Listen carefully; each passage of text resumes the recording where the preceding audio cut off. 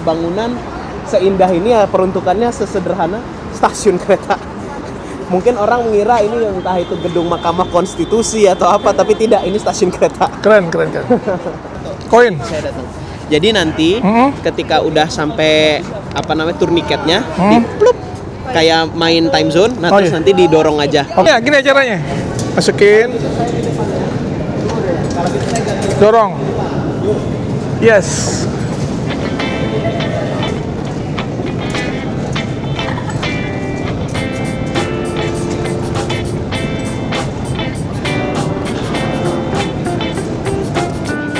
Ada musiknya nih.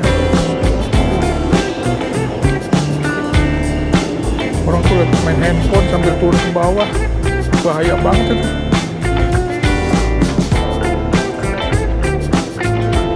Pegangan lagu udah biasa di sini ya. Hah?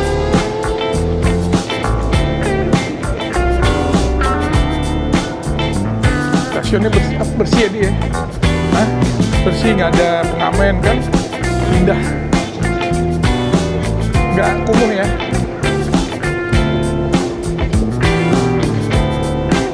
Kita kemana kita? Ya, biar dapat kesempatan Bapak Ibu yang Itu metro kita.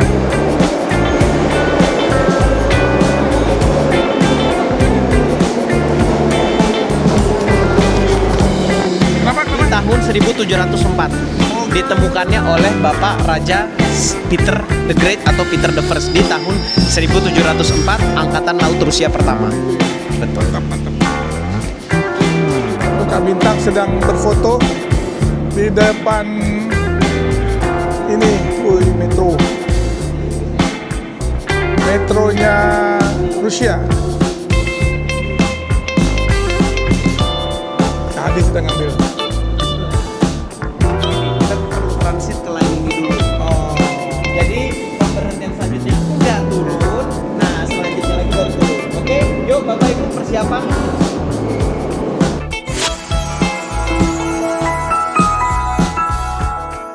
Jangan lupa ya, subscribe Bang Dai Channel. Bang Dai. Pagi ini kita mau naik metro. Mantap ini. Jalan-jalan, udah mulai. Masih pagi, waktunya udah jam 9:30, tapi masih kayak jam 5.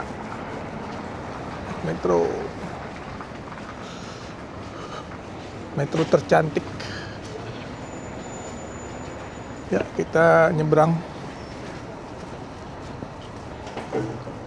Rombongan di belakang. Semua rombongan.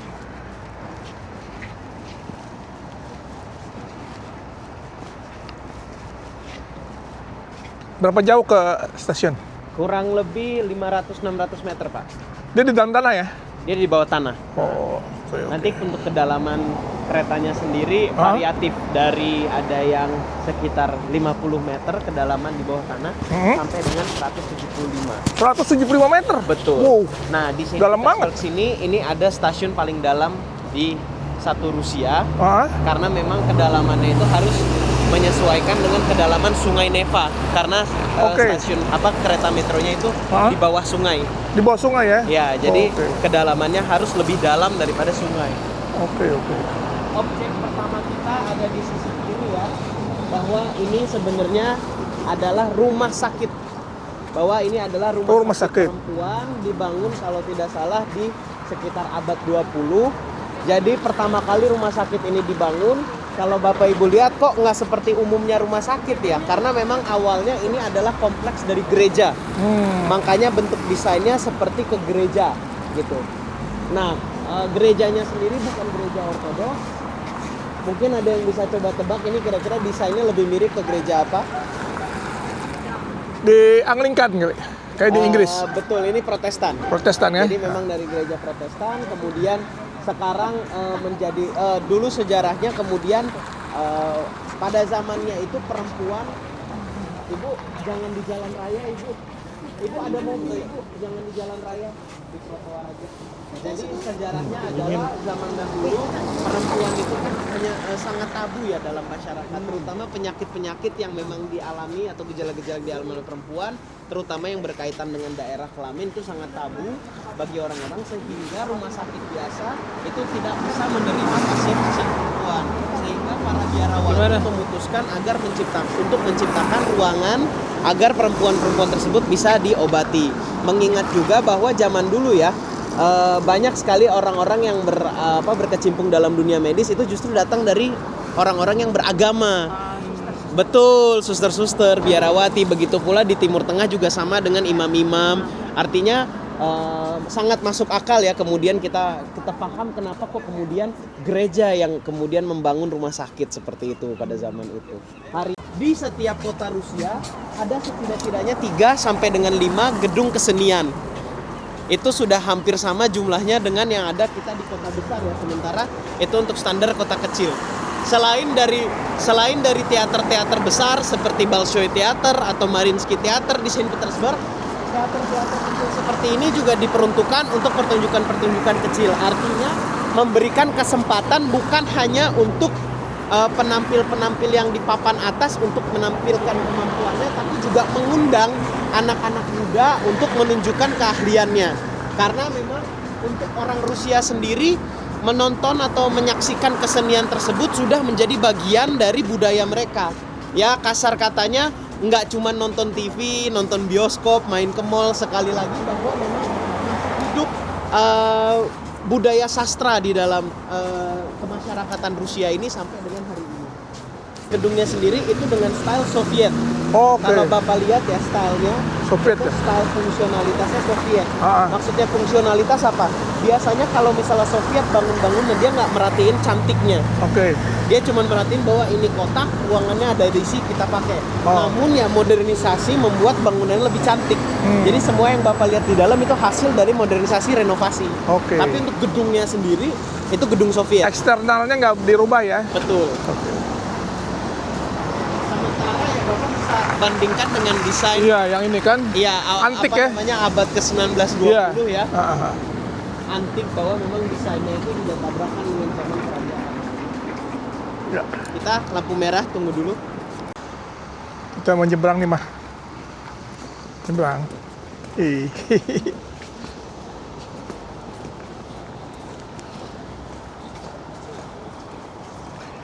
Hari ini kita jalan-jalan kota Saint Peters melalui naik metro. Metronya terindah ya di Rusia, bahkan mungkin di dunia. Juga punya pengalaman ya. Nggak hanya naik mobil, taksi atau naik bus, tapi kita naik transportasi umum. Nanti pakai koin ya, enak lah. Kita jadi punya tahu di negara orang, kita coba bagaimana mereka memakai transportasi umum. Bisa jadi percontohan untuk di Indonesia nih, di kota-kota besar seperti Jakarta. Ya. Cuma kita ada beberapa adab-adab di sini. Kalau di tempat umum jangan teriak-teriak, jangan makan, ya ngobrolnya juga pelan-pelan ya gitu kan, dan jaga barang pribadi kita. Nah, kita berhenti dulu sejenak. Yes. Jadi konsekuensi dari desain, banyak sekali bangunan yang ada di Saint Petersburg sesuai dengan desain di zaman kerajaan ya. Tapi di zaman kerajaan nggak ada bangsawan yang mau hidup yang nggak punya kebun. Saya rasa ibu-ibu di sini juga di rumah juga pasti pengen punya kebun semua kan. Nah, hari ini konsekuensi dari kebun tersebut dalam bentuk apa? Dalam bentuk ini. Banyak sekali gedung-gedung punya akses ke dalam.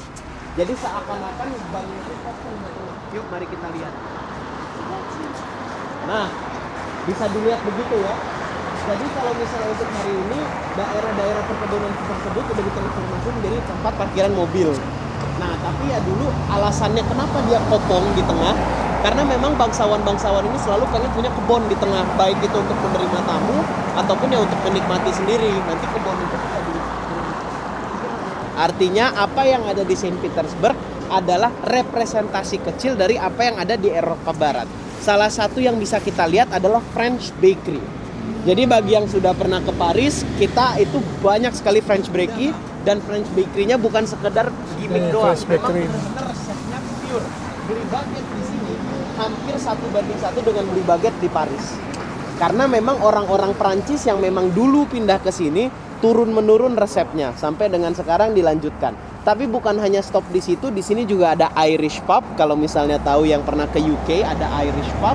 Kemudian juga ada tempat-tempat tavern Jerman untuk minum bir dan seterusnya dan seterusnya. Poinnya adalah banyak sekali tempat-tempat di sini yang memang mencerminkan tempat-tempat atau tempat-tempat beristirahat bagi orang-orang dahulu dari Eropa Barat. Kita lanjut lagi. Kita hari ini akan mampir ke salah satu kafenya. Jadi pas juga buat coffee break kita hari ini. Mantap, coffee break. Mantap jiwa. Jalan pagi semangat. Benar. Pribadi Bu, Iya. itu Bu, croissantnya, saya bocorin dari sekarang.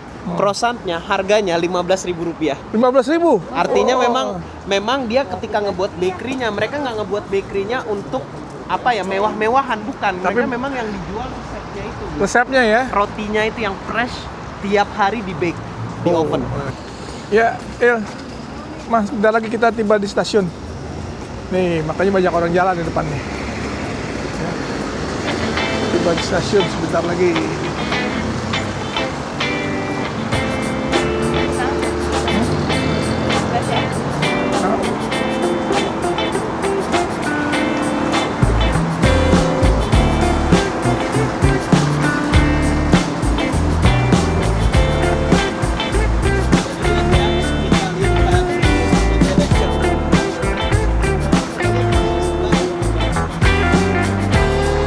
Oh, itu bagus.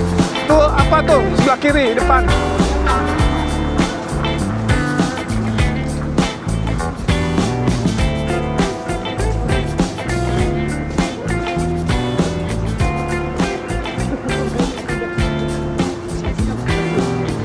Mari Bapak Ibu berhenti dulu sebentar. Berhenti dulu sebentar, kita berkumpul dulu. Ada ambulan. Oh, better di sini. Ah, Better di sini kita berdirinya. Biar nggak Nah, ya. jadi kita ada di pusat ya, persisnya jantungnya Saint Petersburg. Nah, kenapa ini menjadi jantung Saint Petersburg? Tentunya fungsi sebuah kota, apalagi ibu kota, itu belum sepenuhnya ibu kota kalau belum terhubung ke kota-kota lain. Di seberang kita itu adalah Moskovsky Vokzal. Dari kata Moskow, ada yang bisa tebak fungsinya apa? Moskow, ada Moskow-nya. Artinya apa? Itu adalah stasiun kereta kita nanti berangkat ke Moskow. Nah, yang unik adalah dari stasiun Moskow ini adalah dari sisi Saint Petersburg kita melihat gedungnya seperti ini ya. Dari sisi Moskow-nya persis sama. Jadi dari sisi persis sama ya. Jadi bangunan bagian luarnya itu replika dari yang ujungnya.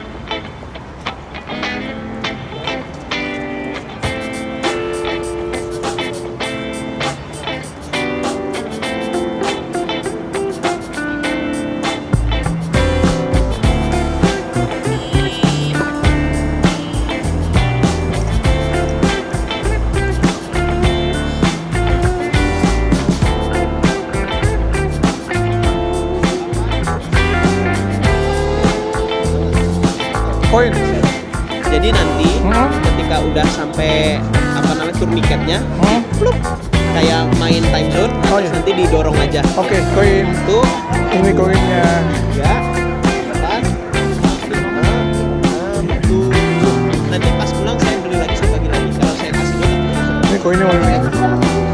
boleh saya tadi deh saya. Iya, ah, iya. Ya. Nanti ada transitnya sampai kita di stasiun paling bawah. Saya nanti akan sampaikan ke Mas Fadil, begitu pula ulangi juga ke Bapak Ibu. Kita 2 stasiun turun misalnya gitu. Nanti minta tolong kerjasamanya karena saya nggak bikin 29 orang.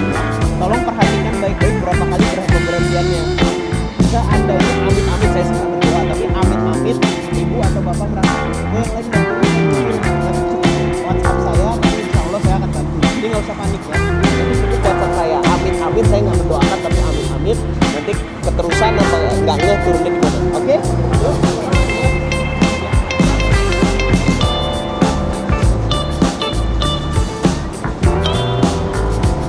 Kita mau masuk.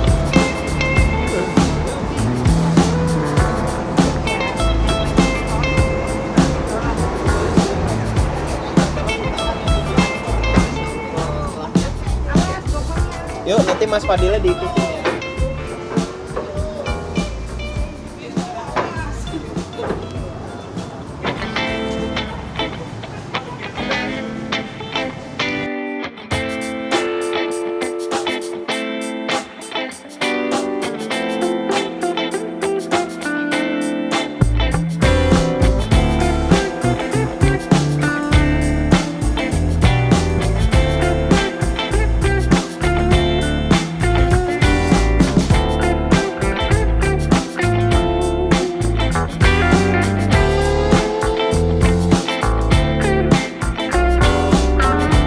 Pin, mau kemana, Pin?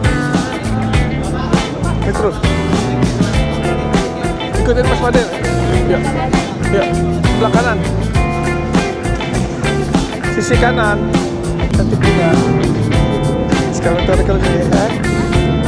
Kayak di ini ya. Udah London, dalam banget nih.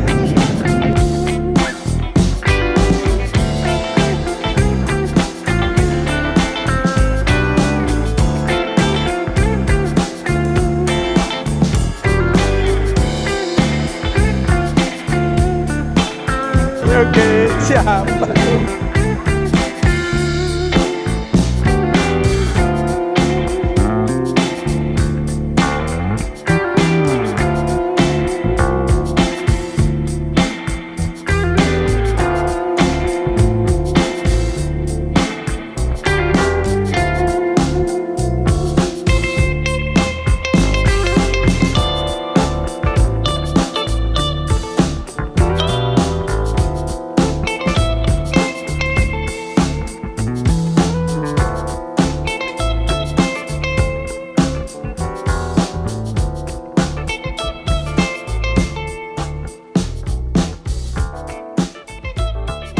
Assalamualaikum, saya Dinada. Jangan lupa teman-teman langsung aja subscribe YouTube channelnya Bang Dai Channel. Sekarang ya, makasih. Kita sekarang mau ke atas setelah keluar dari metro. Atas. Bang, oh ini rata-rata semuanya kisaran sih, Bu. Nggak semua ini bangun di saat yang sama. Di kisaran tahun 1955. Ini bis listrik ya.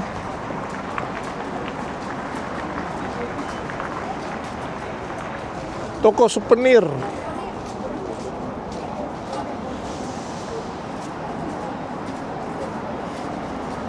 Ya, kita jalan lagi.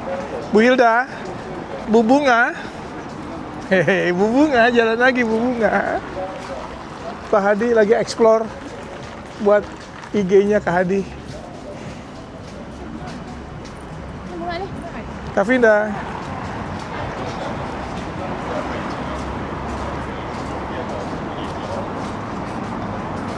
Setiap tekananmu akan menjadikan snipernya Bang.